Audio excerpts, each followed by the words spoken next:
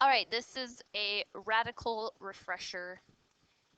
In order to be good at using the quadratic formula, you have to be good at simplifying radicals. So this will review that from last year. So as you simplify radicals, I think the most straightforward way of doing it is by considering the radicand. That's the inside part. And sort of looking for square factors such as 4, 9, 16, 25, and so forth. And the reason that we look for those square factors is that we know what the radical of those is. The square root of 4 is 2. The square root of 9 is 3. The square root of 16 is 4. The square root of 25 is 5, and so forth. And if we use those perfect squares, we can simplify the radical. And let's see, 36. I'll put one more. So it can be helpful to have a list like that to help you. So as we think about the number 28, and if we're thinking about which of these perfect squares might go into 28, hopefully you remember that 28 is 4 times 7. And it's useful to think of 28 as 4 times 7 because we know the square root of 4. It's 2. And then that 7 will stay inside. So our final simplification of 28 is that it's 2 root 7. And we'll just try a few more of those. So if we're looking at the square root of 50, well, one of the ways to factor 50 that might be useful is 25 times 2. Again, we're trying to use one of these. So I didn't choose 10 times 5 because I don't know either the square root of 10 or the square root of 5. So it doesn't help me simplify it. It's true that 50 is 10 times 5. It's just in this case not helpful. It's much more helpful to think of the square root of 25 as the square root of 50 as the square root of 25 times 2. The square root of 25, we know the square root of 25 is 5. And that 2 will stay inside the root. So our answer is 5 root 2. Another one, 45. If we're thinking about perfect squares that go into 45, you might recall that it is the same as 9 times 5. And we know the square root of 9. The square root of 9 is 3. So this would be 3 root 5, and that 5 will stay inside the radical. 3 root 5 is our answer. Square root of 98. Now 98 is perhaps not one that you have the factors memorized. Well, if you don't know off the top of your head what numbers might go into it, it's a good idea to just maybe start testing things. Will 4 go into 98? And it does not. Does 9 go into 98? Nope. And I'm testing this list of perfect squares. Does 16? Nope. Does 25? Nope. And you just have to test if you're not sure. Now, after a while, you'll probably get better at finding ones faster, or you have instinct for it. So if you don't, though, just keep trying. Square root of does 98 go into 49? Oh, yes, it does. It's 2. 98 is the same. Oh, I lost my 8. 98 is the same as 49 times 2. So we can use that factorization. And again, like this is probably not something you would write out. It's just something that you would test probably in your calculator. So that was the same as 49 times 2. We know the square root of 49 is 7. And we don't know root 2, so we'll leave that one as part of the radical. 7 root 2. Last one on this list is 48.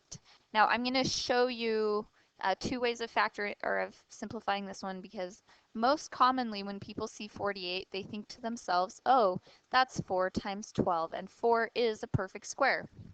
And then they think to themselves, oh, I know the root of 4, it is 2, so my answer is 2 root 12. Now that's not wrong, it's just not simplified all the way yet. We could still further simplify the root of 12. So we still have that 2 in front. Well, 12 is the same as 4 times 3. I know the square root of 4, it's 2. So at this point, I have the 2 from before, and I have another 2 from this 4 right here, so maybe I'll make that red. And then we still have the root 3. Now these 2's in front are being multiplied by each other. This is 2 times that root. So this would be 4 root 3, final answer. And that happens a lot where you maybe pick a number and you end up maybe having to simplify twice because you have a radical that can be simplified.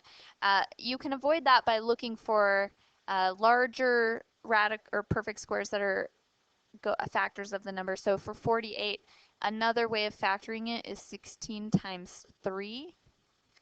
And if I had done it that way to start with, if I take the square root of 16, that gives me the 4, and then the root 3 would stay inside.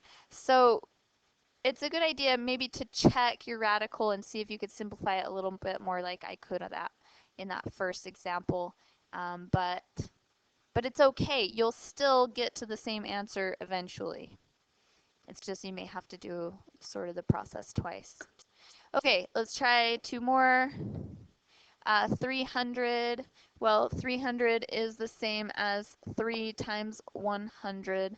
I know the square root of 100 is 10, so this would be 10 root 3. So the root 3 stays inside, and I know the square root of 100 is 10, so that I can do that operation. Square root of 100 is 10. 10 root 3. All right, 150, square root of 150. If I'm thinking about what perfect squares go into 150, it's 25 times 6. And if you're not sure, just start testing things in your calculator. The square root of 25 is 5, so I can take that square root, and 6 will stay inside the radical. Last one, 80. 80 is another one that oftentimes people will pick the number 4. 80 is the same as 4 times 20. So if you do this, you'll end up having to still further simplify that root 20.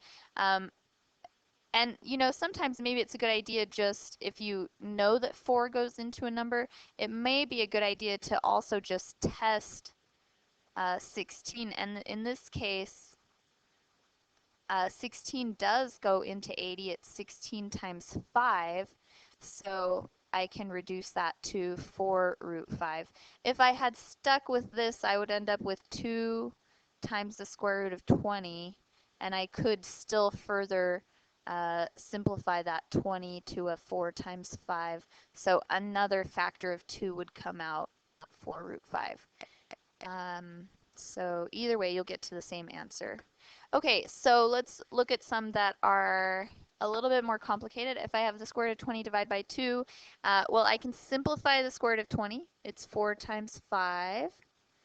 And I know the square root of 4 is 2, so that's 2 root 5. And that's all divided by 2 still. These 2's can reduce. It's the same as having like 2x over 2. It's just that our x is a root 5.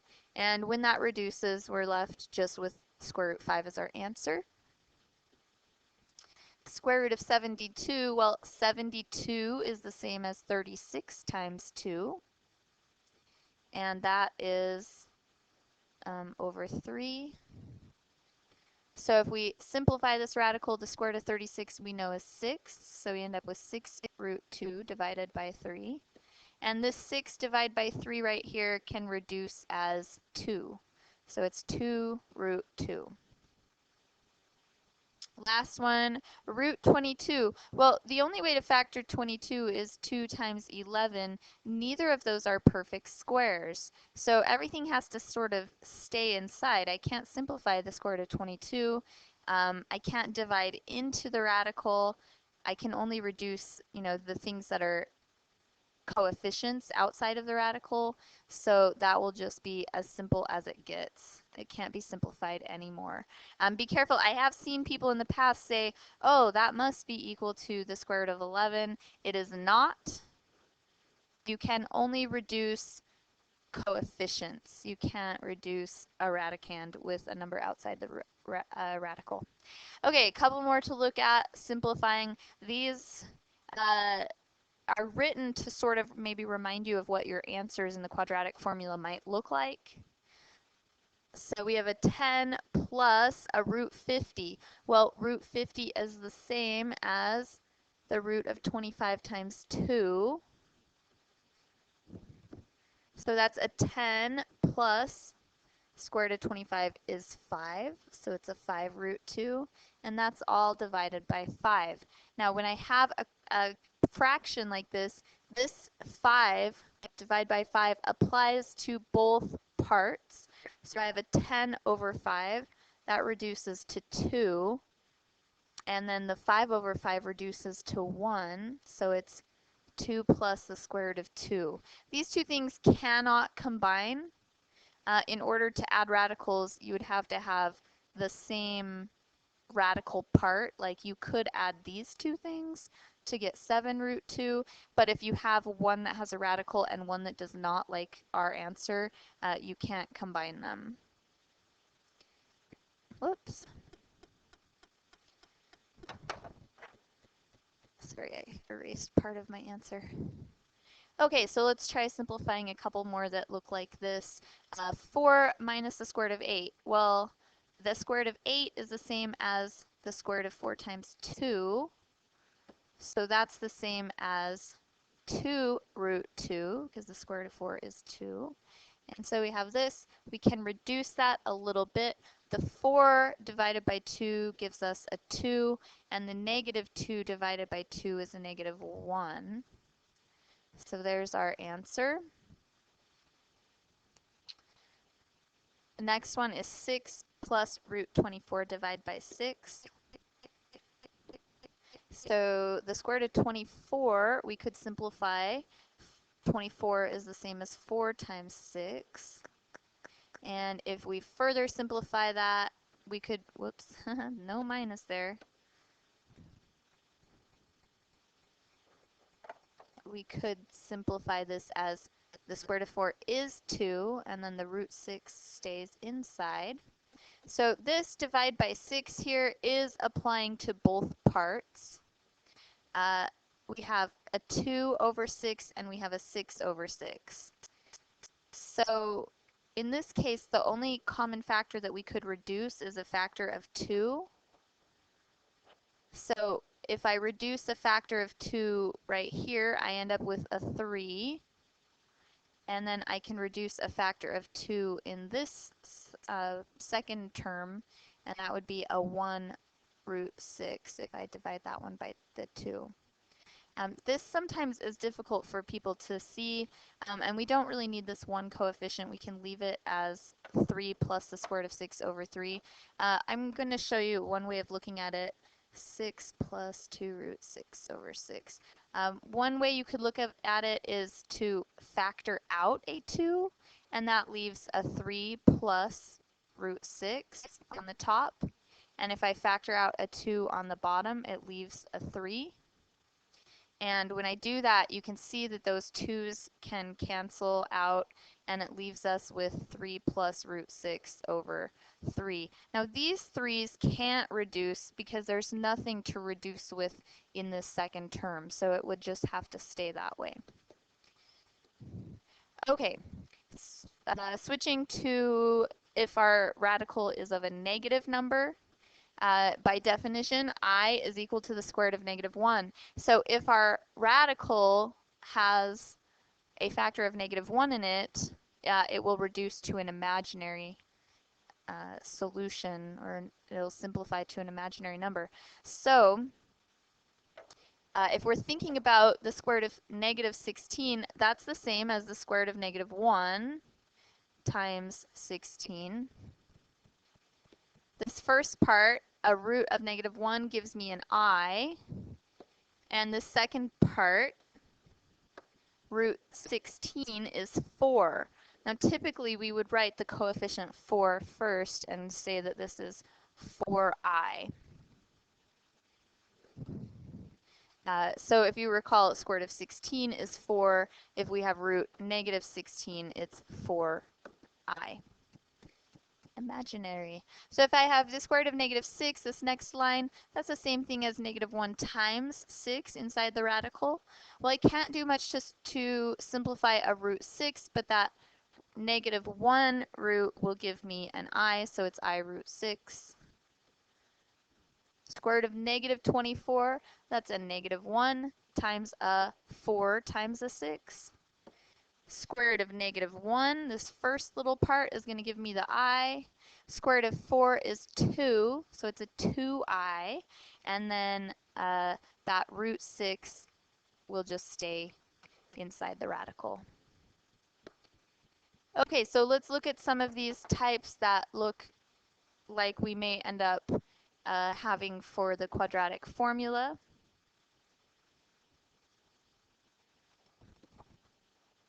I don't know why the box won't go away. There it goes. Okay, so let's look at our radical. We're having a -15 there. Square root of 200. Well, there's negative there, so it's a -1. And we've got a 100 times 2 for our 200. And this is all divided by 20. So that's a -15 minus the square root of the -1 gives me an I. The square root of 100 gives me a 10. And then the root 2 will have to stay inside. So I have -15 minus 10i root 2, and that is all over 20 still. If I consider my 3 parts, I've got this 2 parts in the numerator and 1 part in the denominator. You can see that they all have a common factor of 5. So this would reduce to -3 minus 2i root 2. So that's the same as factoring a 5 out, like this. And then in the denominator, if I pull that factor of 5 out, it's a 5 times 4, so it reduces to -3 minus 2i root 2 over 4.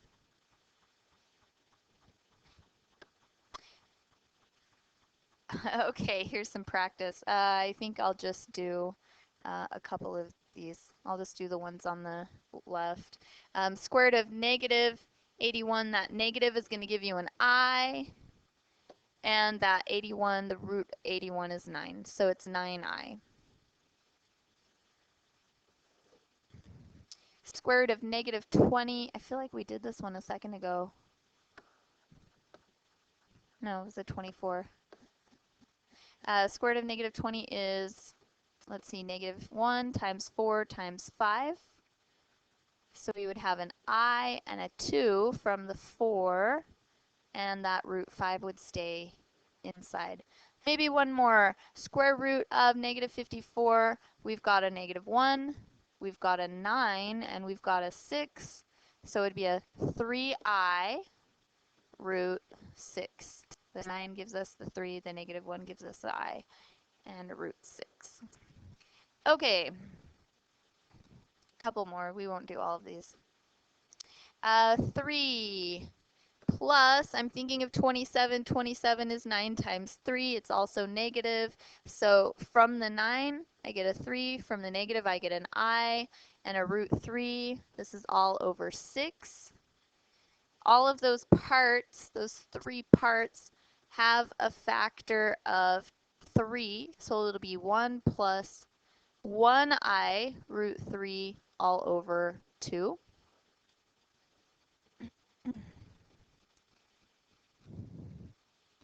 For this number 7, I guess number 7 is 8 minus the square root of negative 16. Well, the square root of 16 is 4, and since it's a negative 16, that's a 4i, and this is all divided by 4. If I reduce this first part, that's a 2 minus, and the 4 over 4 is a 1, so it's 2 minus I.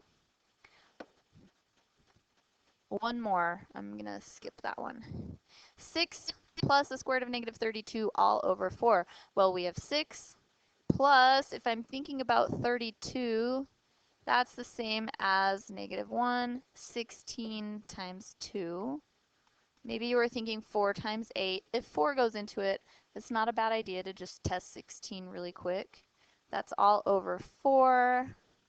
Of course, I ran out of space. 6 plus, so this radical, I can simplify these two parts. That's a 4 and an I. The root 2 stays in, and this is over 4. These terms are all reducible by a factor of 2. So that's 3 plus 2i root 2, and that's all over 2. I just reduced a factor of 2. There it is. Okay, so that was your really brief refresher on radicals. We'll be practicing quadratic formula quite a bit, so you'll get some practice with those. If you need help with them, just come in and let me know, and I will help you get really good at them. So that is all for now.